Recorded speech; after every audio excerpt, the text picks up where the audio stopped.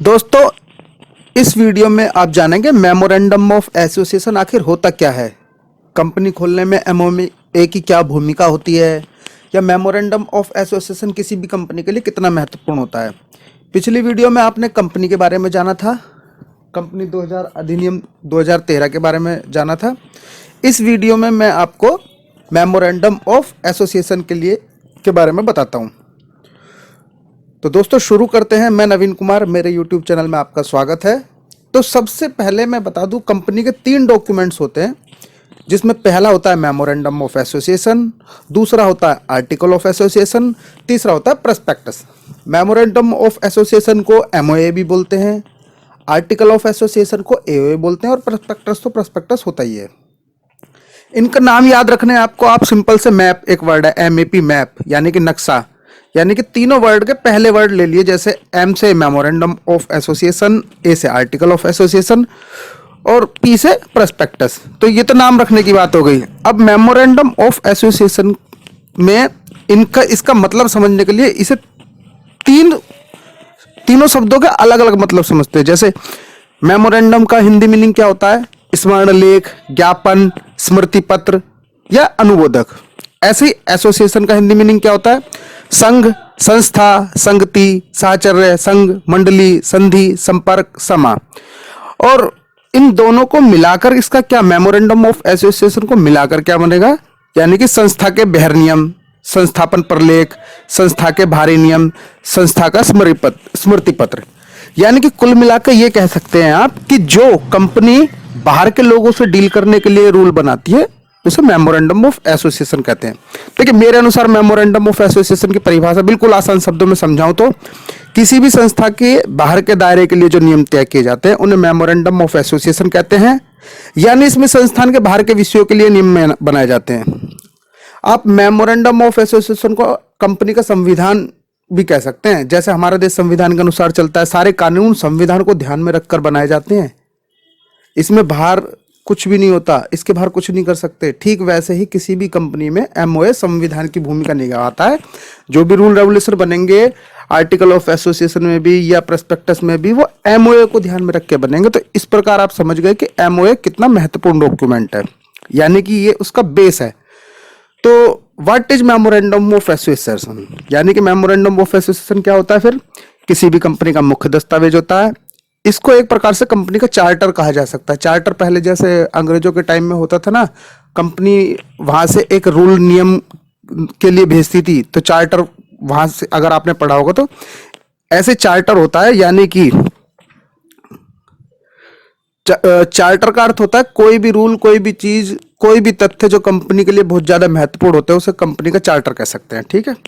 Memorandum of association के बिना किसी भी कंपनी का उदय नहीं हो सकता। इस बात से अंदाजा लगाया जा सकता है कि किसी भी कंपनी को शुरू करने के लिए कितना महत्वपूर्ण दस्तावेज है। कंपनी के अन्य दस्तावेज कोई भी हो, मेमोरेंडम ऑफ एसोसिएशन का विरोधाभासी नहीं हो सकता। यानी कि अगर मैं सरल शब्दों में समझाऊं तो मेमोरेंडम ऑफ एसोसिएशन में जो भी रूल लिखा जाएगा उस रूल को कोई भी अन्य दस्तावेज काट नहीं सकता, बल्कि जो अन्य दस्तावेज में नियम और शर्तें लिखी जाती हैं वो मेमोरेंडम ऑफ एसोसिएशन को ध्यान में रख कर लिखी जाती हैं। अच्छा, इसमें मेमोरेंडम ऑफ एसोसिएशन में ऐसा लिखा क्या होता है? इसमें देखिए शक्तियां, उद्देश्य, यानी कि पावर एंड ऑब्जेक्टिव्स, कंपनी की सभी पावर, कंपनी के सभी उद्देश्यों को एमओए में लिखा जाता है। जैसे कंपनी क्या करने वाली है, कंपनी क्या करना चाहती है, कंपनी क्या कर रही है, कंपनी का लक्ष्य क्या है, कंपनी की स्ट्रेंथ कितनी है, इत्यादि। क्षेत्र के बारे में लिखा जाता है, यानी कि कंपनी कितनी तरक्की कर सकती है, कंपनी का भविष्य क्या है, कंपनी को अपने लक्ष्य का निर्धारण करने के लिए कितनी मेहनत करेगी। ये सारे विषय एमओए में लिखे जाते हैं। इसमें जो है जानकारी क्या क्या दी होती है, बहुत ही महत्वपूर्ण बिंदु है। इसे आपको एक प्रकार से अच्छी तरह समझना चाहिए। इसमें एक छोटा सा उदाहरण दूंगा।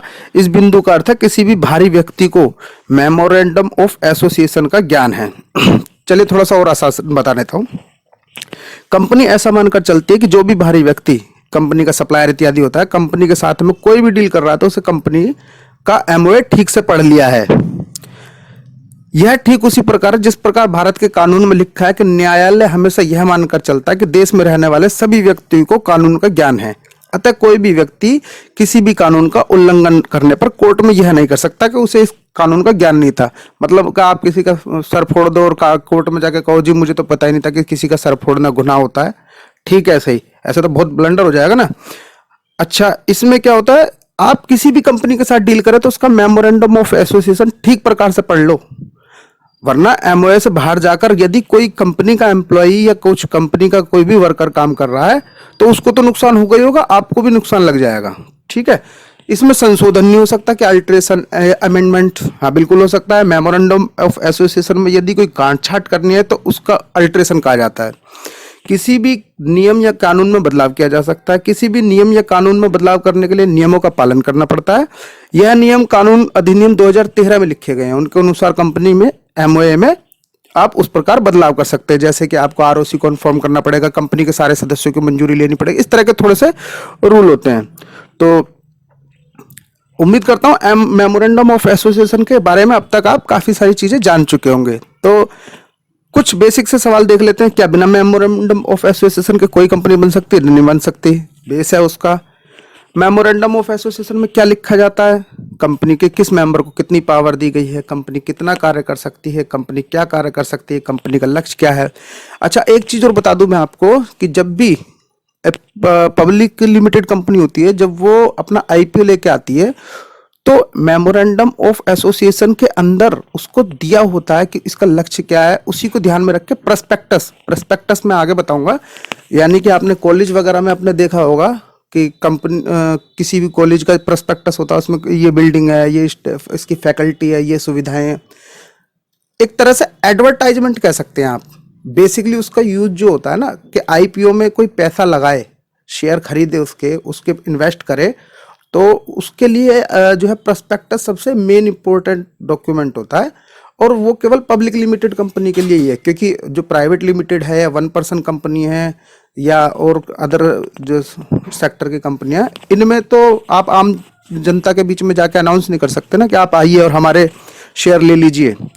ये धीरे धीरे करके, जैसे कंपनी लॉ आपने पढ़ा पीछे कंपनी क्या होती है, अभी मेमोरेंडम ऑफ एसोसिएशन जान लिया, अगली वीडियो आर्टिकल ऑफ एसोसिएशन के लिए बनाऊंगा, फिर उसकी प्रस्पेक्टस की, तो धीरे धीरे आपको ये सारी चीजें क्लियर होती चली जाएंगी। तो अगला एक और चीज देखते हैं, किसी भी कंपनी का फिर सबसे मुख्य दस्तावेज कौन सा हुआ?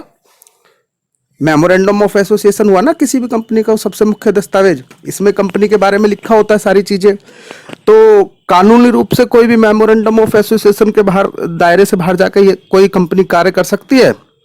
बिल्कुल नहीं कर सकती। अगर यदि कोई कंपनी इस प्रकार का कार्य कर रही है जो मेमोरेंडम ऑफ एसोसिएशन में नहीं लिखा गया है, तो निश्चित ही वो रूल के खिलाफ जाके कर रही है। ठीक है। अच्छा, यदि दो कंपनी आपस में एक दूसरे के मेमोरेंडम ऑफ एसोसिएशन के दायरे से बाहर जाकर काम करती है तो क्या होगा?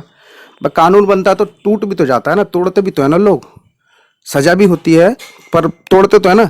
तो देखिए, दोनों ही कंपनियां कानून का उल्लंघन कर रही हैं, साथ ही दोनों ही कंपनियों को नुकसान लग सकता है। जो आरओसी वगैरह होता है ये देखता है और ये मान्यता भी रद्द कर सकता है, पर पेनल्टी भी लगा सकते हैं, बहुत सारी चीजें होती हैं। अब कंपनी पे पेनल्टी लगाने का मतलब ये है जो कंपनी की संपत्ति है उससे लेंगे। अगर कोई सजा देनी है तो अब कंपनी को कोई जेल में तो डाल नहीं सकता, क्योंकि कृत्रिम व्यक्ति है, तो जेल में किसे डालेंगे? डायरेक्टर या जिसने गुनाह किया होगा उसने। डायरेक्टर ही होते हैं ना, दिमाग तो इंसान का होता है, वही ज्यादा तेज चलाता है ना हर गलत काम को करने के लिए। तो ये चीज क्लियर हो गई है।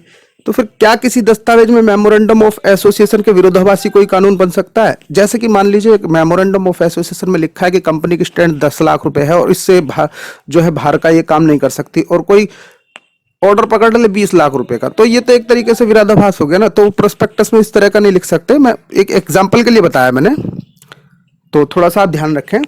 यानी कि इस बात से अब निष्कर्ष क्या निकलता है, ये क्या आपने अब तक समझा? कंक्लूजन ये है, एमओए किसी भी कंपनी का एक ऐसा डॉक्यूमेंट है जिसके माध्यम से कंपनी का दायरा कितना है, कंपनी क्या कार्य कर सकती है, क्या कार्य नहीं कर सकती, कंपनी कितना कार्य कर सकती है, कंपनी के किसी भी मेंबर को कितनी पावर है, कंपनी का क्या उद्देश्य है, इत्यादि का पूरा ब्यौरा लिखा होता है।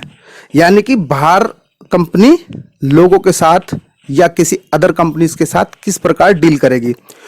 और आर्टिकल ऑफ एसोसिएशन के बारे में बता दूं थोड़ा सा कि कंपनी इंटरनली कैसे काम करेगी, कितने घंटे काम करना है, किस वर्कर की क्या जिम्मेदारी है, डायरेक्टर का क्या रोल है, कौन डायरेक्टर बनेगा, ये सारी चीजें जो है आर्टिकल ऑफ एसोसिएशन में लिखी जाती है।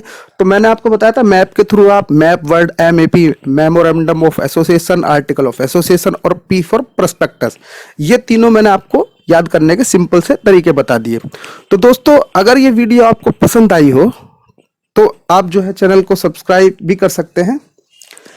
अगली वीडियो में फिर मिलेंगे, कंपनी लॉ के बारे में आपको सारी चीज बताता रहूंगा। ये सब चीजें इसलिए बतानी जरूरी है कि यदि बिजनेस करते हैं आप कंपनी नहीं भी खोल रहे तो आपको कम से कम पता होना चाहिए कि कंपनी में ये चीजें होती है, ताकि कल को आपके काम आ सके। और सीधी सी बात है, आप बेसिकली जो है लॉ में तो काम आती ही आती हैं। आप अगर लॉ में जैसे मैंने बताया है इस सब्जेक्ट के बारे में सेम एज इट इज लिखी आएंगे, तो सेक्शन वगैरह नहीं बताया मैंने इसमें, सेक्शन की इसमें जरूरत भी नहीं है। इसका बेसिक कंसेप्ट क्लियर करा गया है इस वीडियो में, तो आपको निश्चित ही बहुत फायदा होगा। अगली वीडियो में फिर मिलेंगे। मैं नवीन कुमार इजाजत चाहूंगा। नमस्कार, धन्यवाद।